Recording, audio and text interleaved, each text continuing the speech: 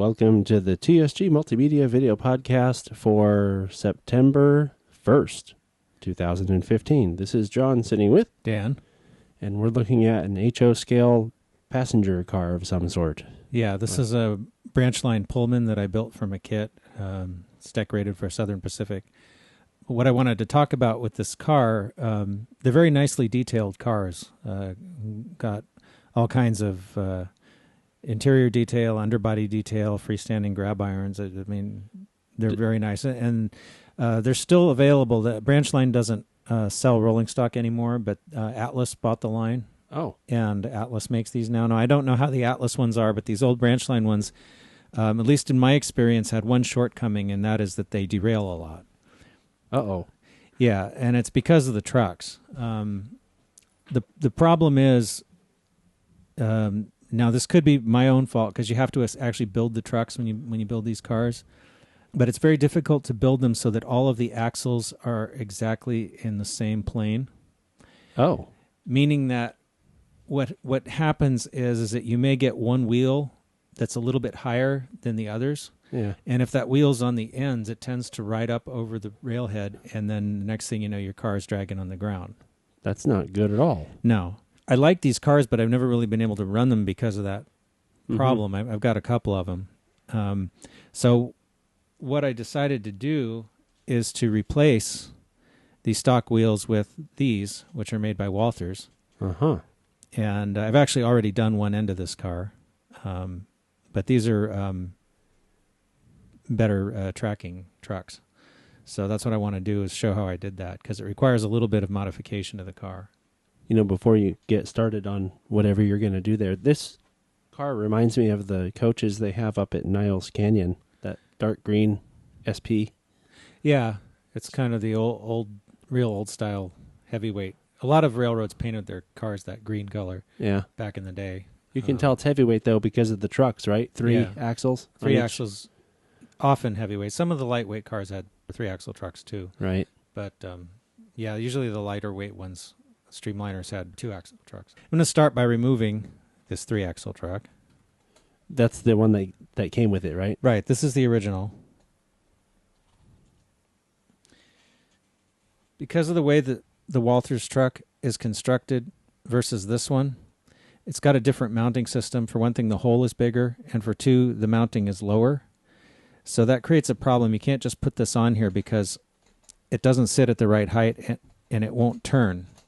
That's really... You talk about derailments. Yeah, because it hangs up on all this stuff. So what I'm going to need to do, and actually I have...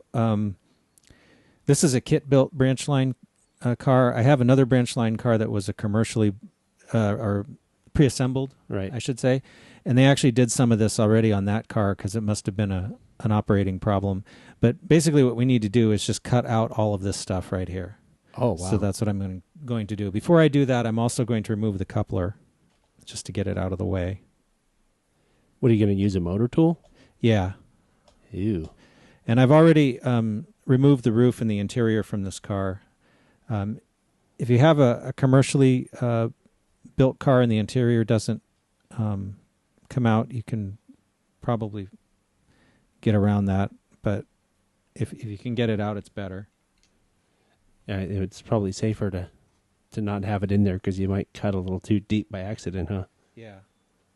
So after looking at the truck, I've decided I'm going to cut all this underbody detail back to about here where this little rib is on the floor. I'm also going to have to notch this part because the truck hits it. Oh, man. So it's just too bad that they don't make the trucks either easier to assemble or pre-assembled or something so that they're all on the same plane. This is a pain. Yeah. Well, I don't know. Maybe when I'm hoping that the Atlas cars are better. I don't have one, so I can't really say. Yeah. But maybe they probably address are, that issue. Atlas tends to be pretty good, don't they? Yeah. Maybe I can get one for review sometime, and we'll see. Could be. But anyway, let's get going.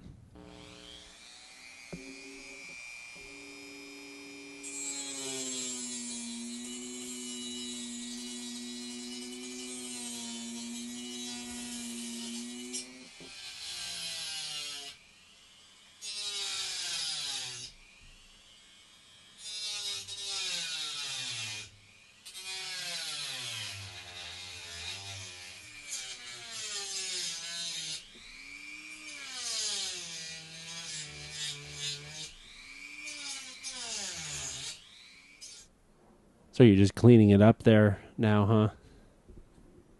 Yeah, I've kind of massacred it with the motor tool, and now I'm just using an X-Acto blade to, make it a little neater. Yeah. So what I've essentially done is trimmed this entire mounting area down level with the bottom of the car. Right. It's not the neatest job, but that doesn't really matter. No one's going to see it. Yeah. It'll be under the truck, right? Right. So now what's left is I need to notch this thing. So I think I'm just going to carefully try to shave it with this chisel blade. Just nibble off little pieces at a time. Is there a way to test fit it? Like you're going to just set it there and... Yeah, I mean, I can take the truck because I know the mounting hole is right here. I know it's kind of hard to see right now because it's full of stuff. But if I put this here, that may even be enough, right, what I did. Yeah. That looks like it might clear. So I might leave it at that, and then if I need to carve it some more later, I can.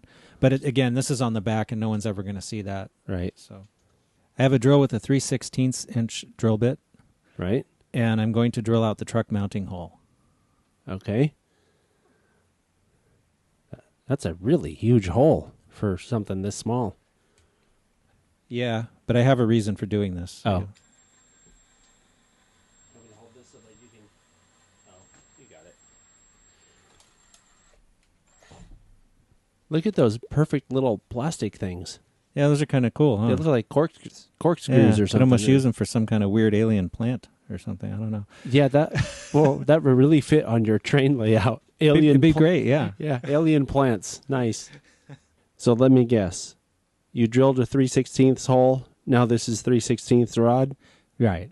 Exactly. That's what I thought. Because the hole in the Walters truck is just a little bit bigger than that. That's a huge hole, isn't it? For It a is. truck? It is. It's actually sort of like, I don't know, it's some weird size. But anyway, this is almost right. It's the closest I could come. Yeah, maybe it's metric or something. Yeah. It'll pivot on this, and this will work pretty well. It looks like I'm still going to have to cut this back just a little bit more. But what I'm going to do is, this is obviously extremely too long right now. I'm going to cut it back. I'm not sure exactly the length yet because I'm not quite sure how high this is going to ride at this moment. So I'm just going to cut it back probably a little longer than it needs to be, maybe about right here. Just mark it with my knife, and then I can trim it down later. Okay, so I've cut this down, and the trouble with this now is that if you just set the truck in there, it's right against the bottom of the car. It would make the car ride way too low. Yeah, so do you have the shim there? Yeah, so what I have is this little piece of tubing. I forget what size this is, but it's the size that fits over this one. Okay, so the inside diameter we know is 3/16. Right. So it's a little shim, and basically that'll hold the truck up away from the car body. So you may have to do a little fiddling to get the distance right. Yeah. Although if you need to lower it, if you need to raise the ride height of the car, you can just pull this out because we're going to glue this. So if it's not right against the bottom, it doesn't really matter. This has been actually kind of nice, Dan. I don't hear a lot of cussing and grunting on the other side of the table. Yeah, well, see, that's because I've already done the other end of the car, so I figured out what I needed to do already. I'm not having to sit here and figure out things. But as you can see, I put the coupler back on, and then I put the truck on just temporarily and put the car on the track and checked it with the coupler height gauge. And as it turned out, I had to raise this up from the floor just a hair, so this bigger piece of tubing doesn't quite touch the floor of the car. Mm-hmm. But that's okay because I'm going to glue it now with some liquid plastic cement. Okay, so I've been playing with the truck on here, and I did have to cut this little piece back just a little bit more. But I think we're good now. It seems to be pretty freely swiveling in both directions. So all I need to do now is... So the next thing I need to do is to cut this piece down to size. I want to cut it so that it's basically the same height as the bottom of the truck. I see what you're doing now. Yeah, so I put a little mark right there, and now I just need to cut this piece down to that mark. So what he did was he rough cut the round thing with the motor tool. He's just filing it down now to be closer. It sounds great. Yeah, isn't that a great noise? Okay, so now what I need to do is make this so I can put a screw in it. Oh, tap it. Right. So it already has a hole in the middle. Unfortunately, it's too big for a 256 screw, so I'm going to use a 440 screw. So one of the other cool things about these Walthers trucks is that they actually pick up power from both sides. So even though I don't have any lighting in this car yet, I'm going to go ahead and wire it so that someday if I do want to put lighting in it, I'll already have it. That's a good idea. So all I'm going to do is just attach a wire to these screws here. One on this side. Right. I mean, you might as well. It's easy enough to do, and you have it apart anyway, right? Right. And then one on this side. Oh. These two holes weren't originally part of the car, this one here and this one here. I drilled those. I actually did it before we started the podcast, but anyway, those are for the wires. Okay, there you go. And those are going to go up into the body of the car.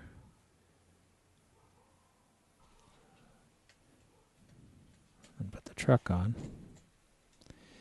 All right, so I've put a Kadee washer here, which is the type of washer they sell to raise the car body for coupler height adjustments, but it also works well for this application. And then I'm using a nylon 440 screw that I cut down as it was too long. And I'm just going to thread that into the hole.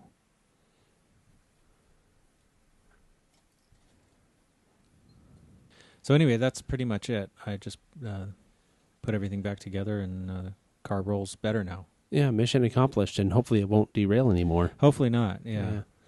All right. So, well, anyway, that was that. More tips and tricks from Dan's workshop. Yeah. Or whatever. Well, you know, that's why you watch it, right? Right. So we'll be back on the 15th with the audio podcast, and again on the 1st of October already coming up, Dan, with the next video podcast. And remember, the audio podcast is accompanied by a release of Train Bonanza on here. So you'll see the Train Bonanza come out on the 15th as well.